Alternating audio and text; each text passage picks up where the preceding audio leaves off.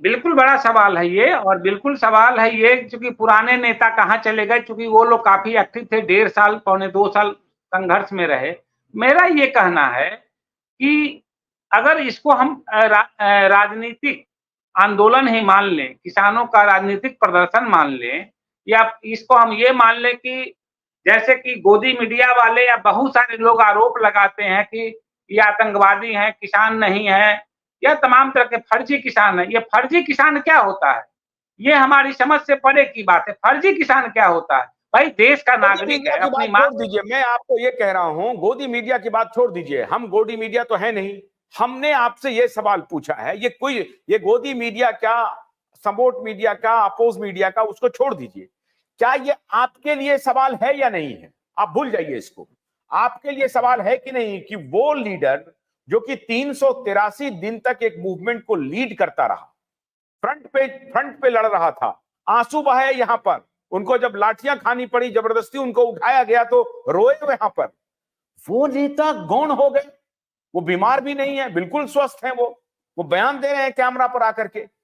तो कहने का तात्पर्य यह है कि ये क्या देख रहे हैं, क्या चाहते हैं, ये क्यों नहीं सामने आ नहीं, रहे हैं, आपको बताना पड़ेगा ना।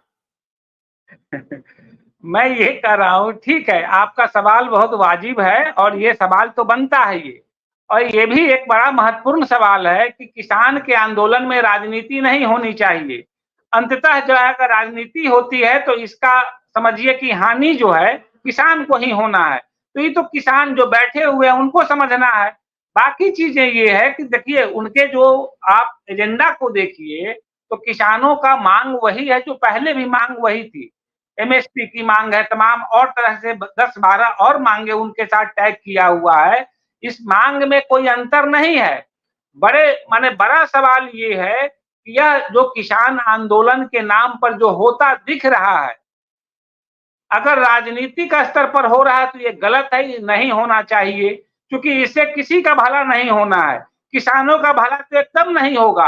और राजनीति जिस चीज में घुस जाती है, समझिए कि वो केवल अपना हित साधता है। अगर मान भी लिया जाए कि कांग्रेस प्रायोजित है, आम आदमी पार्टी प्रायोजित यह आंदोलन है, तो समझिए कि इसका कभी निदान नहीं होना है।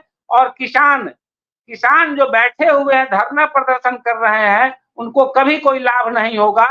जब तक संयुक्त रूप से इसका अभियान नहीं चलाएगा, तब तक सरकार के सामने भी यह समझने में बड़ी देरी होगी कि आखिर ये चाहते क्या हैं।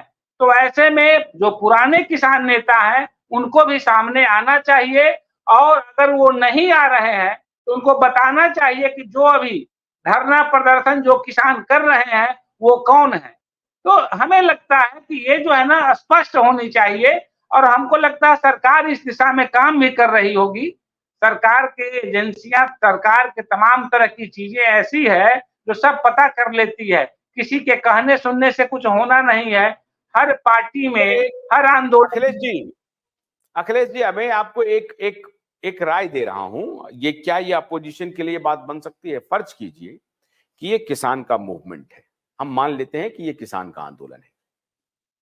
अब ये किसान का आंदोलन है तो अपोजिशन की पार्टियां तो है ना, कि अपोजिशन खत्म हो गया, सब लोग चुप हो गए, घर चले गए, ऐसा तो है नहीं। वो राजनीति में है ना, तो राजनीति में अखिलेश यादव भी हैं, राजनीति में मायावती भी हैं, राजनीति में मैं उनकी बात कर रहा हूं जो बीजेपी के साथ नहीं है, मैं उनकी बात कर रहा हूं। राजनीति में अभी अकाली बादल तो इनके साथ आए नहीं है, वो भी हैं। राजनीति में शरद पवार भी हैं, राजनीति में स्टालिन भी हैं, राजनीति में ममता बनर्जी भी हैं। ये तो कम से कम अपोजिशन में है ना बीजेपी के। केंद्र सरकार में अभी सीताराम येचुरी जी ट्वीट कर रहे हैं कि स्वामीनाथन को आपने अवार्ड दिया है, भारत रत्न दिया है, तो स्वामीनाथन के रिपोर्ट को मान लीजिए, और लागत प्लस 50% ये करके लीगलाइज कर दीजिए एमएसपी को। उनकी पुत्री ने भी कहा है, स्वामीनाथन की पुत्री ने भी कहा, मधुरा स्वामीनाथन ने, कि जो स्वामीनाथन को अगर आपने भारत रत्न दिया है, आप उनको रेस्पेक्ट करते हैं, तो उनकी सिफारिशों को मान करके आप किसानों का सम्मान कर सकते हैं। और फार्मर के ऊपर आप लाठी डंडे चलाना, ये उनका अपमान है। अपने ही किसानों, अन्नदाता के खिलाफ ऐसा बर्ताव क्यों कर रहे हैं? मैं सारी बात को मान लेता हूं। मैं ये जानना चाहता हूं कि शरद पवार को आज दिल्ली में होना चाहिए, अखिलेश यादव को आज दिल्ली में होना चाहिए, ममता बनर्जी को आज दिल्ली में होना चाहिए, एमके स्टालिन को आज दिल्ली में होना चाहिए कि यह सरकार क्रूर है, ये सरकार तानाशाही कर रही है, ये सरकार किसानों पर आंसू गैस के गोले छोड़ रही है, ये सरकार ड्रोन से हमला कर रही है। ये कहां हैं ये सारे लोग? नहीं, बिल्कुल जो है ये जो है ना, जो विपक्षी पार्टियां हैं, खासकर जो गैर बीजेपी पार्टियां हैं, उनको जरूर किसानों के पीछे खड़ा होना चाहिए। और मेरा मानना है, देखिए, कौन सी पार्टी किसानों का हेल्प चाहती है, कौन सा किसान, कौन से की पार्टियां किसानों के समर्थन में खड़ी है, मैं इसमें नहीं जाता। सबकी अपनी परेशानी, अच्छी बुराई बातें होगी। राहुल गांधी कंटिन्यू इस पर बहस भी कर रहे हैं, बोल भी रहे हैं। आज उन्होंने प्रधानमंत्री पर बड़ा अटैक भी किया। ही लग रहा है कि ये किसान कांग्रेसी किसान है, आम आदमी पार्टी के किसान है, तो वो दोनों तो बोल नहीं रहे हैं। ये तो कहा जा रहा है कि पंजाब में भगवंत मान इनको प्रश्रय दे रहे हैं, इनके लिए सब कुछ फैसिलिटेट कर रहे हैं। मैं आपकी इस बात को मान भी लेता हूं, तो ये तो बदनामी की बात हो गई ना, तो बदनामी की बात हो गई। लेकिन आपने जो एक दूसरी बात कही है स्वामीनाथन वाले मामले में, उनकी लड़की ने भी ट्वीट किया है कि ये जो है उनका किसानों को ये बात मान लेनी चाहिए, एमएसपी के मसले पर सरकार को दे देना चाहिए। तो आप ये बताइए कि जो स्वामीनाथन की बेटी ने जो ट्वीट किया है, किस किसान की बात कर रही है? वो इन्हीं किसानों की बात कर रही है ना। तो सवाल ये है, ये मामला नहीं है, मामला एक जायज ये मामला है कि और तमाम पार्टियां इस किसानों के विषय में, किसानों के पीछे, किसानों के आगे उसको आना चाहिए। अगर राजनीतिक दृष्टिकोण से ही इसको देखते हैं तो और पार्टियों को भी इसके समर्थन में खड़ा होने की जरूरत है।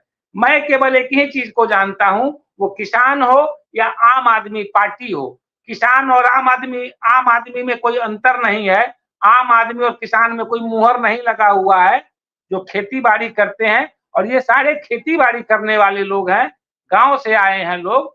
ऐसी स्थिति में अगर वोट की राजनीति के दृष्टिकोण से भी देखा जाए तो तमाम पार्टियों को, जो गैर बीजेपी पार्टियां हैं, उसको समर्थन करना चाहिए, अगर उनको लगता है कि इनकी मांग जायज है। तो बाकी चीजें क्या है कि दलीय राजनीति में बहुत सारे खेल। यादव को कौन रोक रहा है समर्थन करने से?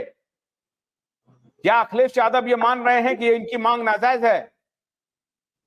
नहीं, अखिलेश यादव को कौन रोक रहा है, इसका उत्तर तो अखिलेश यादव देंगे। इंटरनल पॉलिटिक्स कहां जा रही है, ये तो अखिलेश यादव को देना चाहिए। वेस्टर्न यूपी में अखिलेश यादव क्या करेंगे?